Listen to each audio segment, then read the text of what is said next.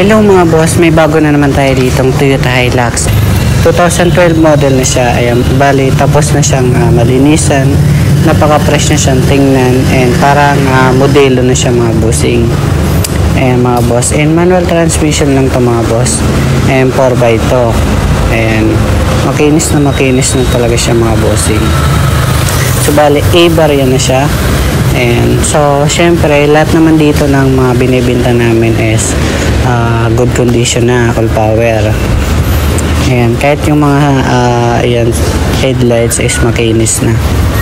Pagdating naman dito sa interior, i-check natin ng mabuti. So ayan, i-check nyo kung may punit yung upuan or madumi. Ayan, malinis naman siya mga bossing. Tapos dito sa may manibela, wala naman siyang gas-gas. And sa mga ceiling, malinis naman siya. So ayan, meron siyang dashcam sa taas. So dito naman tayo sa may second row mga bossing. Ayan, bali naka leather seat na siya. Malinis yung loob, interior.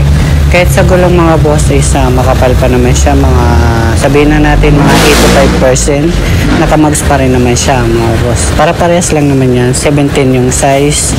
So sakto lang to mga boss sa mga pick up user dyan. So babanggitin ko yung presyo mga boss nito.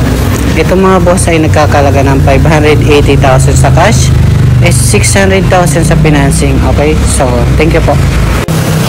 Bali may backup camera na rin siya mga bossing. Ayan.